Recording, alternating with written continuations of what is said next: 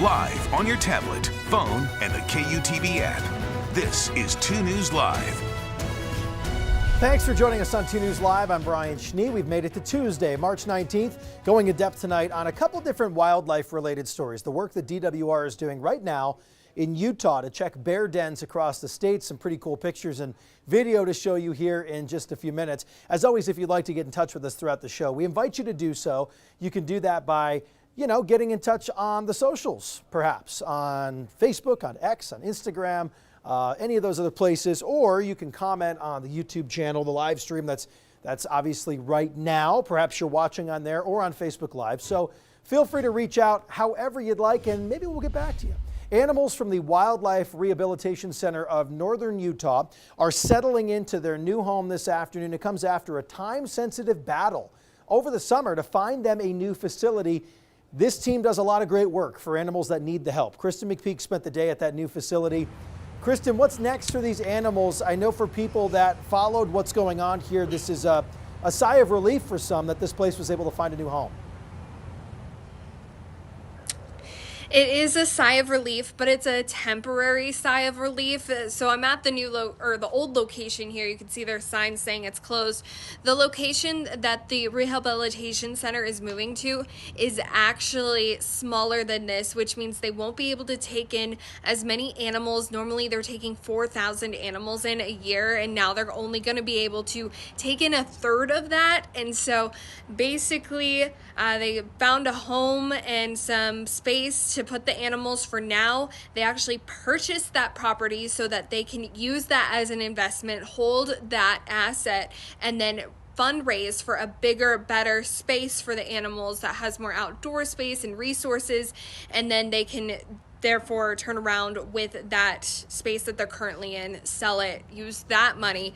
And they don't have a timeline for that, but they are, doing what they can. So. Well, Kristen, why has this been such a struggle for them? Take us through kind of the steps of what took place to this business, which if I understand is a nonprofit. And I know that there's a lot of people, if they want to help out, what can they do to help out the Wildlife Rehab Center?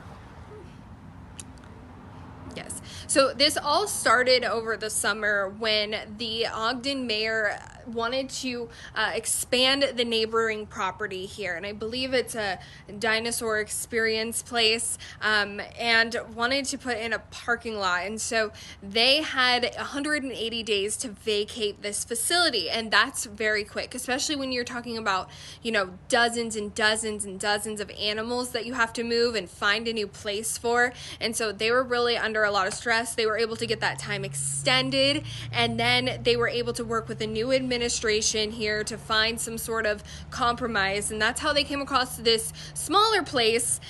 We spoke with the executive director here. I mean, she said it's not ideal, but at this point they have to do something. They can't just sit back and wait.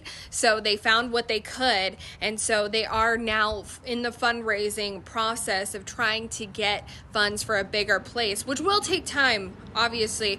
You can head to our website. We'll be posting a link there on where you can go to donate, because this place relies on donations, and that's how these projects are funded. We will also be posting that online, and then if that's not up and you're looking to post or go there right now, just go to the Wildlife Rehabilitation Center of Northern Utah. Their website has all the information there, and that way you can help these animals.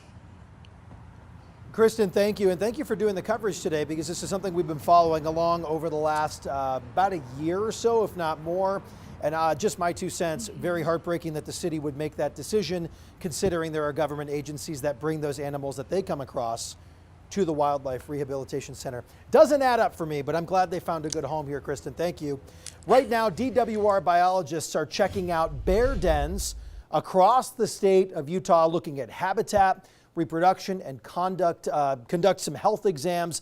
Some of the bears, sorry, I was taken aback by this picture because I was like, this isn't one of those that they came across, but he looks mean. So they're also tracking these bears to learn about their movements. I spoke with Randall Thacker today, a wildlife biologist who's been studying bears for more than 3 decades. He knows what he's doing. You see real production pulses in bears. Will have good years when you have a lot of young, and other years, if it's been like a drought year the summer before, you won't see very many young. The good news for us is that this year we found most of the dens we've been to have had cubs, and some have twins, and there's always a possibility for black bears too to have triplets. But this year we've had most of the dens we've been to have had cubs, so it looks like we're having a good production year for bears, which is a good thing. We'll have more baby bears out there this coming summer. We do have probably our last population estimate we did, it probably puts us around 2,000 adult bears, and that's 2-year-old or older. That doesn't include the young of each year because they come and go each year, and they have lower survival rates anyway. So what we focus on is the adults. But after the drought that we had for a few years, we're probably, we think we're down a little bit. We believe we're down a little bit right now with the bear population. But yeah, we've got a healthy population of bears. They are there. You rarely see them though. Most folks don't think we have many bears because they just don't see them. They're very secretive.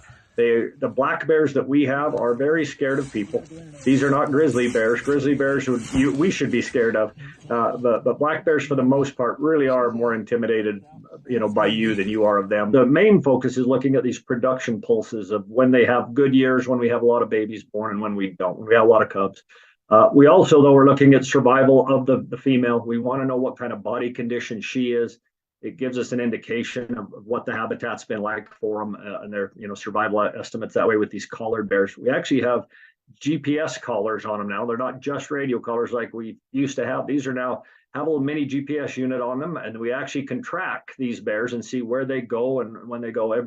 Every day or so, we'll get a bunch of points uploaded from where that bear's been, and it's fascinating to see where these bears move to. Some of them are real movers and cover a lot of ground and go different places. Others stay put. The bear we went to this weekend stays within probably about a 5 square mile area for probably 80% of the time, and is just very, very patterned in where she lives. Has a very strong home range and stays right there. Where other bears do move a lot.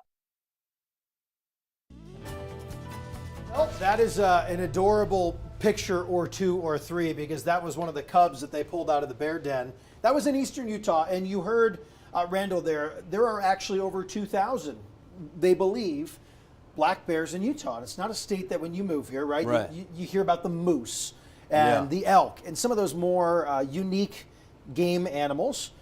Bear, growing up in New England, black bears were kind of like deer. They're everywhere. They get into your house. They knock over the garbage can.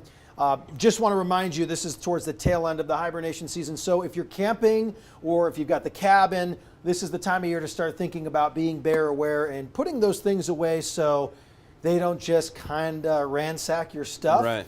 They're fascinating though, and maybe, just maybe next year, we'll join them. I thought that would be so fun. Yeah, I haven't encountered any kind of wildlife like that just yet here. Well, you've got in me Utah. every day at 5:30. There you go. Not as secretive as they described. I'm pretty out in the open.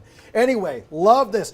Warmest day of the year. Warmest day of the year. All Tomorrow might be even warmer than today. Warmest day of the year tomorrow. Degrees. Right. It's been wonderful. The average for this time of year is 57.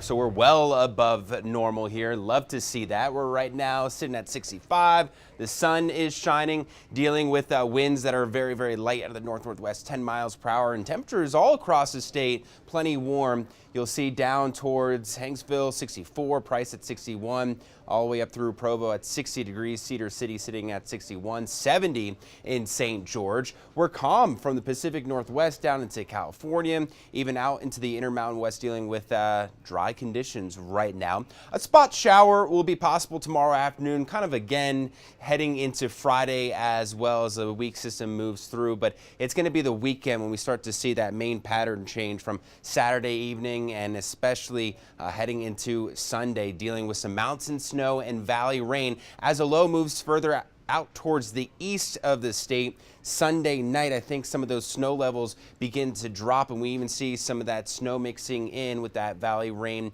at times heading into Sunday and Monday into Tuesday. Another system moves in. So we're talking about a pretty active series of weather here as we head into the weekend and into next week. And really some beautiful temperatures that we're seeing right now, calm conditions, but yeah, some rainy weather heading in to close out the month. And so far we're above normal for this time of year for our rainfall. I think we'll certainly end the month there above normal, as we could see with just the first storm alone, about a half an inch, maybe up close to 3/4 of an inch, looking more and more likely here. Temperatures overnight dipping down into the 30s and 40s. We've got clear skies, calm conditions. Tomorrow, fantastic weather, 67 degrees, 66 at Delta, 72 in St. George. You'll see over the next few days, middle 70s, breezy to windy. Sunday, dealing with a few spot showers. Watch out for that. But then along the Wasatch Front, beautiful the next few days. But as we head towards the weekend, look at that temperature drop. 50 on Sunday, 49 Monday to Tuesday with some snow mixing in at times. You know what? Tomorrow, to take advantage of this nice day, I think I might play a round of golf, maybe some 9 holes tomorrow. Just a quick 9, get the swing going here. That's right. And just enough to get the bug going. Yeah. Because then, maybe a little skiing again. Yeah. Because you can do next that week here. for some powder days. I think Sunday, Monday be the day to do it. Before we leave this, Thursday starts the NCAA first round here in Salt Lake City at the Delta Center. That's right. March Madness getting underway. A lot of people will be coming in from out of town here to support their teams because we don't have any local teams that are playing here in Salt Lake City. Doesn't look like a bad couple of days here for people to come in, and many, I would imagine, probably never been here. Yeah, that's right. It's Sunday, a Thursday that is not too bad. A few spot showers we're going to have to dodge, but I don't think you're going to need your rain jacket or anything like that. That's still really nice, 60s. All right, we might even put Sean outside on Thursday. I think so. Rumor has it. Thanks, Sean. Remember to download our 2 News Weather app to know about the changes in your neighborhood. Get updated forecast, the live radar right on your phone. The app is free to download. So I was talking to that biologist today, Sean, who has actually been working in bear dens for like 30 years. Yeah. It would make for a great station pet. Just saying, one of those cubs. Yeah. Just trim the nails a little Nice bit. and cuddly. Tame them down. Obviously, it's a terrible idea, but they're adorable. So I had all the thoughts running through my head here today. And a nice hibernating Not a weather sounds. dog, a weather bear. A weather bear. Weirder things have happened.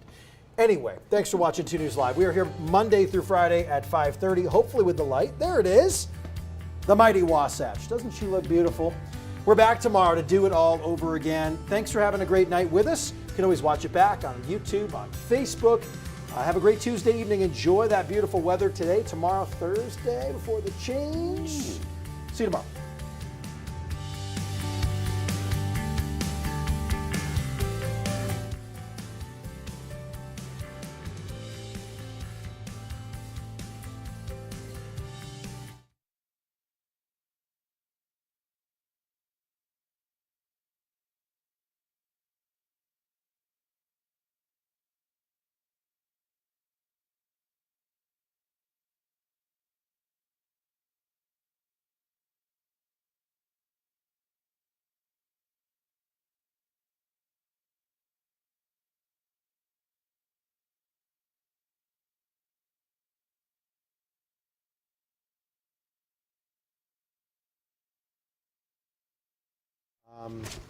Storm Mountain down in Draper is awesome. Also a municipal course, as is Riverbend over in Riverton. Riverbend. But I would think maybe it's Nibley. Nibley. Yeah, That's Nibley's the one fine. near Forest me. Hill, both of them are close. Yeah. Those are easy little, I might do